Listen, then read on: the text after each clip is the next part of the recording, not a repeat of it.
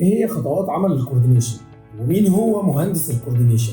زمان قبل ما نخش في اي تكنولوجي موجوده دلوقتي، مين المهندس اللي كان بيبقى مسؤول عن خطوه الكوردينيشن؟ وليه تعتبر نقطه الكوردينيشن او مهندس الكوردينيشن هو اهم مهندس في المشروع واكثر وظيفه مطلوبه بشكل كبير جدا في الفتره الحاليه هم مهندسين الكوردينيشن.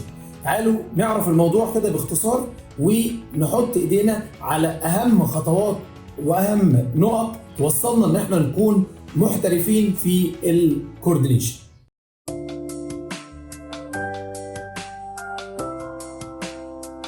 هبدأ معاك من الاول. مين هو مهندس الكوردينيشن؟ مهندس الكوردينيشن كان زمان هو مهندس معماري او انشائي او الكتروميكانيكال، ولكن كان في الاغلب هو بيكون من عند المهندس المعماري، لان المهندس المعماري زي ما احنا عارفين بيتسمى كده في كليات عماره هو صاحب المشروع، ان هو عايز في الاول وفي الاخر يوصل لافضل شكل من المشروع بتاعه، وبالتالي هو المسؤول عن الكوردينيشن بتاع الاقسام. ده بس يعني ده مش شرط، ان كان طبعا كان في بعض الشركات وفي بعض المهندسين من الانشائيين او الالكتروميكانيكال هم اللي بيكونوا مسؤولين، ولكن كان في الاساس زمان ان كل المهندسين التكنيكال اللي هم بيشتغلوا اصلا بيكونوا مسؤولين عن النقطه دي. لكن في الوقت الحالي الموضوع اختلف شويه. بمعنى ايه؟ ان بقى في حاجه اسمها PIM، وجوه PIM بقى في مهندس او في حد مسؤول عن الكوردينيشن بتاع المشروع، لان بقى كم الداتا وكم المشاريع وتعقيدات المشاريع بقى بشكل كبير جدا.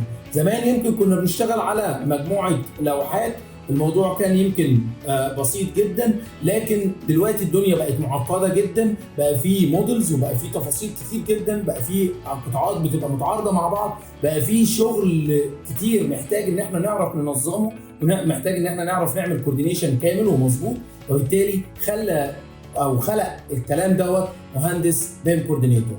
كمان PIM بتحط مهام كتير جدا لمهندس البيم كوردينيتور. مهندس بيم كوردينيتور ممكن يكون اركتكتشر، ممكن يكون ستراكشر، ممكن يكون الكتروميكانيكال، بس اهم حاجه يكون اوير بسيستم PIM بالكامل، ويكون عارف ايه هي الخطوات بتاعه البيم كوردينيشن، ويكون فاهم مسؤولياته وفاهم قد ايه كل حاجه هو بيعملها من بدايه المشروع لحد نهايه المشروع هتكون بتاثر بالسلب او بالايجاب على حياه المشروع. تعال اقول لك على اهم 6 نقط لازم مهندس البيم كوردينيتور يكون مركز فيهم جدا ويكون فوكس عليهم قوي، لان دول هيفرقوا جدا في المشروع وهيوفروا له وقت كبير جدا في شغله. اول خطوه عندك انك انت لازم تكون قاري البيم اكسكيوشن بلان كويس قوي، لازم تبقى محدد مهام الناس كويس جدا، لازم تبقى عارف وباني البيم اكسكيوشن بلان، او تبقى قاعد مع البيم مانجر وتبقى فاهم هو ليه بنى البيم اكسكيوشن بلان، فبالتالي لازم تبقى ليك نظره برضو على AIR اللي انت هتشتغل او اللي بيطلع منها البيم اكسكيوشن بلان. دي هتفرق جدا جدا جدا معاك. ده غير ان انت جوه البيم اكسكيوشن بلان ليه مديوله جميله جدا بتعرفنا كل تفاصيل المشروع، بتعرفنا مراحل تسليمات المشروع، بتعرفنا نيم الكونفنشن اللي هيفرق جدا معانا لما نيجي نمسك الكلاشات، بتعرفنا البيم يوزز، بتعرفنا التيم بتاعنا نوصل له ازاي، بتعرفنا تفاصيل كتير جدا. وفي معلومه لازم تبقى فاهمها كويس قوي، ان انت لازم تحدد نفسك يعني ايه انا بيم كوردينيتور مالتي ديسيبلين ولا وان ديسيبلين. ايه القصه دي؟ القصه دي بسيطه جدا، ان انا ممكن اكون كوردينيتور للقسم الانشائي او ان انا كوردينيتور للمشروع ككل، وده بيتم في المشاريع الكبيره. النقطه الثانيه المهمه جدا هي defining the scope of the project. دي من الحاجات اللي كتير مننا ما بنبقاش مراجعها كويس قوي من بدايه المشروع، وبالتالي بتسبب مشاكل كتير. لازم تبقى محدد نطاق المشروع بتاعك، لازم تبقى عارف ايه بداياتك فين ونهاياتك فين جوه المشروع، لازم كمان تبقى عارف ايه الاقسام اللي هتشارك جوه المشروع، لازم تكون فاهم ايه الحاجات اللي هتشارك PIM او الحاجات اللي هتشارك اوتوكاد، زي مثلا لاندسكيب في مشاريع كتير جدا الناس بتشتغلوا اوتوكاد، فبالتالي لازم لما نبقى عاملين حاجه زي كده لازم تبقى انت منظم ده من الاول وعارف ده من الاول ومحدد ده من الاول علشان تسهل جدا على الناس شغلهم. النقطه دي بالتحديد بتبقى محتاجه مننا دراسه شويه لابعاد المشروع بالكامل علشان تقدر كمان تحدد وتعين لو عايز ناس تساعدك في المشروع يبقى الموضوع افضل بكتير. النقطه الثالثه developing of PIM model. النقطة دي يا جماعة يعني محتاجة شوية تركيز كده علشان تبقى فاهم كويس قوي أقوى وأهم دور للبيم كوردينيتور. أقوى وأهم دور للبيم كوردينيتور إنه يفضل متابع مراحل تطور المشروع ويفضل ينقل من كل مرحلة لمرحلة، وكنا اتكلمنا في فيديو قبل كده عن تطور مراحل للمشروع، تقدروا تشوفوه على اليوتيوب وتتابعونا بسبسكرايب علشان تشوفوا كل التفاصيل. النقطة بتاعة تطور مراحل المشروع، البيم كوردينيتور الشاطر لو فوكس جدا على النقطة دي وماسك مرحلة مرحلة وبيراجع المشروع بتاعه بطريقة مستمرة، الموضوع هيفرق في المشروع بشكل غير طبيعي، لأن هو دايما بيبقى مسؤول عن التيم أو بيبقى مسؤول عن كل الأقسام، وبيفضل يتابع بشيت إكسل بقى بنعمله بريبورت بيتبعت كل أسبوع بمتابعة بأن هو بيخش يتابع المشروع من جوه يشوف هو واصل لفين مع تطور مراحل المشروع ومع تطور مراحل التسليمات. ده غير كمان أن هو بيبقى ساعات بيحط جايد لاين للناس ان هي تمشي باسلوب معين علشان يوفر على نفسه وقت كبير ويقدر يراجع المشروع بصوره كبيره. نروح بقى للمرحله الرابعه وهي الكوردينيشن ذا موديل نفسه، ان هو بقى بيبدا يسحب كل المودلز بتاعته ويبدا يراجع كل التفاصيل بتاعه المشروع، ويا سلام لو المشروع كمان داخل بقى فيه انفرا فيبقى لازم ان هو يظبط الاحداثيات بتاعه الموضوع ككل. والمفروض ان انت دورك ما بتعدلش اي حاجه في الموديل، لو انت دورك PIM كوردينيتور مالتي ديسيبلين انت ما بتعدلش اي حاجه في ايدك، انت بتبعت ريبورت بالتعديلات. في نقطه بقى كده عايز اقول لكم عليها، ان انت لازم بتعمل ميتنج بالاقسام وتحل الموضوع من ناحيه PIM، لان بعض المشاكل بتكون مشاكل PIM وفي مشاكل تكنيكال. والمالتي ديسيبلين انا برجح ان هو يكون خبره كبيره جدا عشان يكون قاري النقطتين، ان هو يكون شايف المشاكل الاساسيه وكمان يكون شايف المشاكل التكنيكال.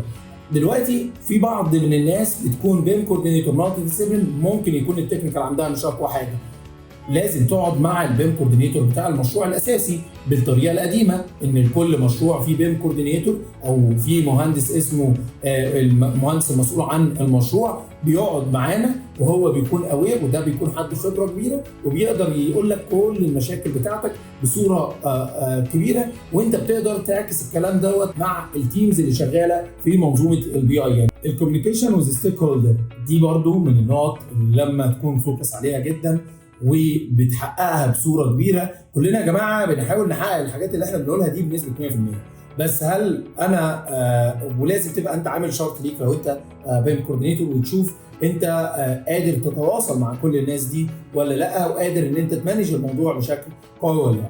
لان انت في الاول وفي الاخر انت اللي هتقول للناس ان احنا كتيم كلنا ماشيين على البروسيس مظبوطه وواصلين ليه ان احنا بنحل المشاكل بتاعه الموديل مظبوطه وبنتراك الموديل بشكل مظبوط وبنحدد اولوياتنا في كمان مع المقاول، لان ممكن المشروع يخش معانا في مرحله التنفيذ واحنا في المرحله دي، فبالتالي انا لازم اكون بتناقش كويس جدا مع الستيك هولدر بتوعي اللي هم المقاول والكلاينت او الاونر والاستشاري مع كمان الاقسام الثانيه.